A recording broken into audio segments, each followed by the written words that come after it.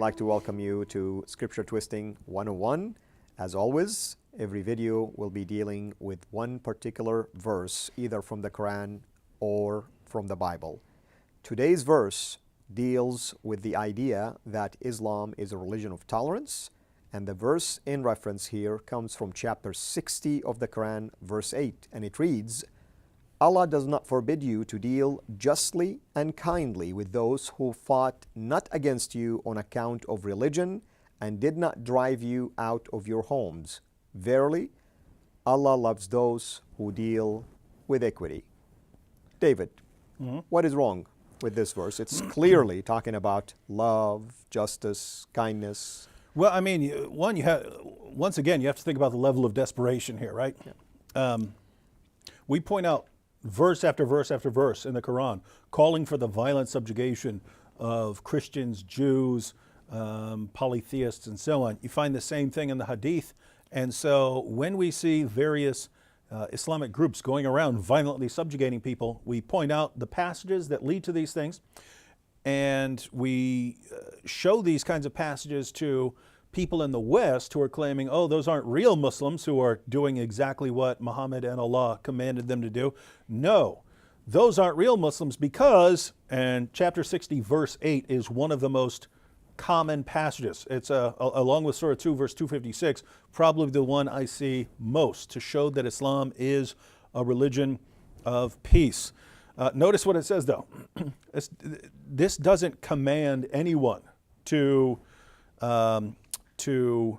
deal kindly and justly with other people. That's right. There's a condition. Yeah, he says, well, even then, he's not commanding you. He says he doesn't forbid you, right? So in other words, hey, I have family members coming and visiting me.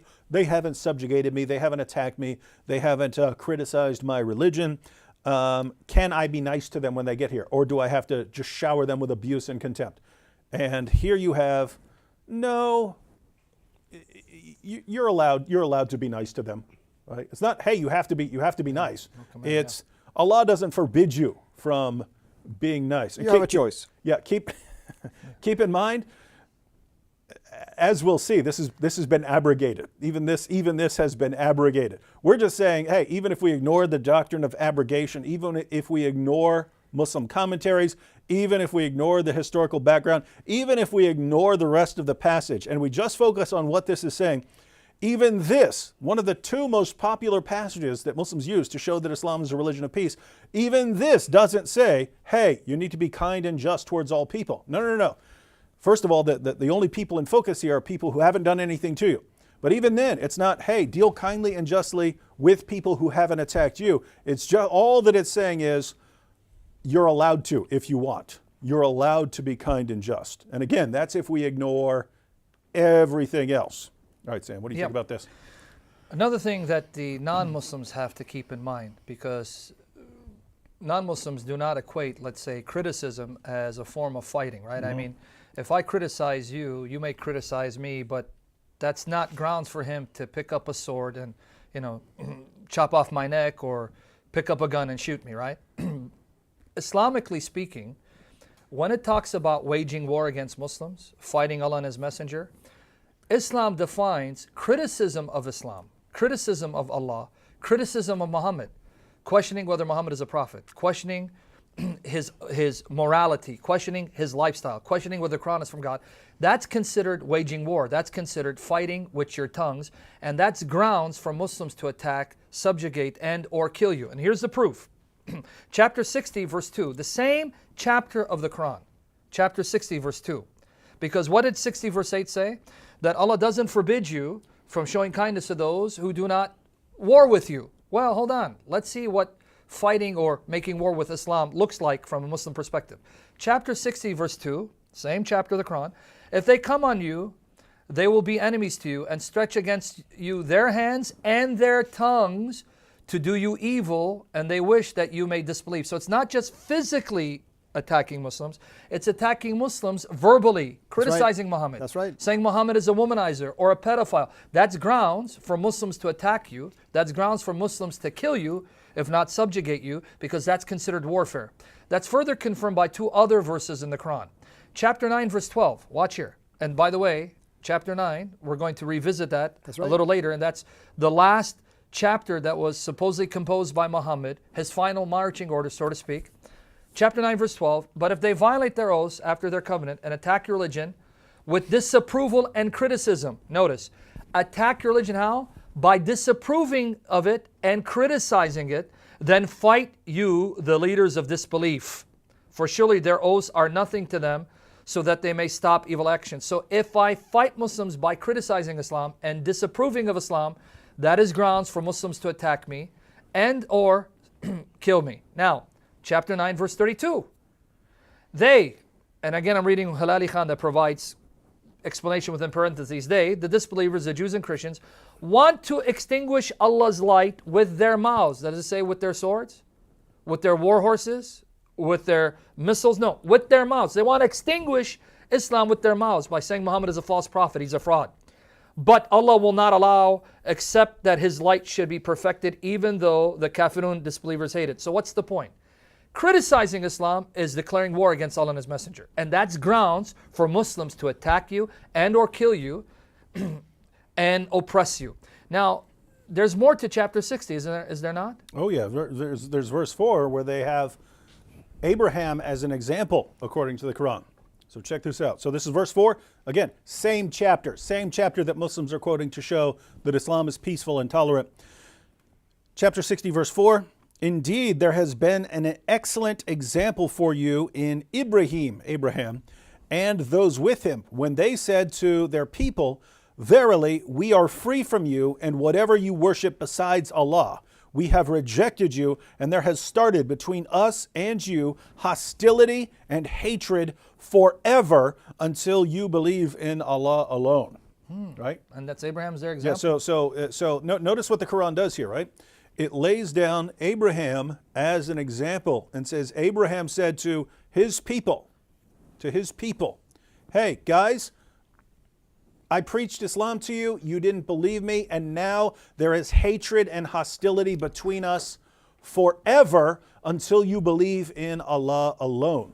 The context of chapter 60, verse 8 then would have to be, wait a minute, does that mean I have to just shower hatred and hostility on everybody? How am I going to win someone to Islam if I can't, even be nice to them at all or something like that?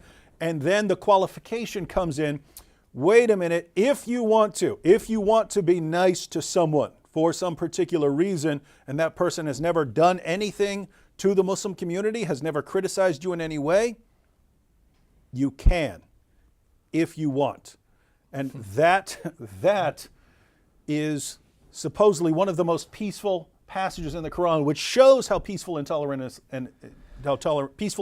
Islam is. So just that I get this point, because this is going to perfectly tie in with chapter 9, verse 29. Mm-hmm. Abraham is declaring his hatred towards them, not because they threatened to kill him, right? Mm-hmm.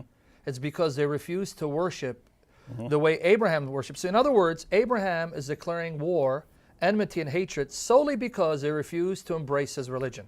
Mm-hmm. Nothing physical. No physical violence. They didn't think, we're going to kill you, Abraham, we're going to beat you in this particular context. They have to believe. They have to believe in Allah alone. That's exactly the context of chapter 9, verse 29, which so Lord this is willing, the we'll model, get to. by the way. Yeah. So notice what Muhammad did. He modeled Abraham after himself. He made Abraham resemble him and put in Abraham's mouth the very criticism, the very objections, the very hatred that Muhammad felt towards the unbelievers, not because they threatened to kill him physically, but because they refused to accept him as a prophet. So are you telling me the story in Genesis 14 when Abraham went and rescued Lot is a false story?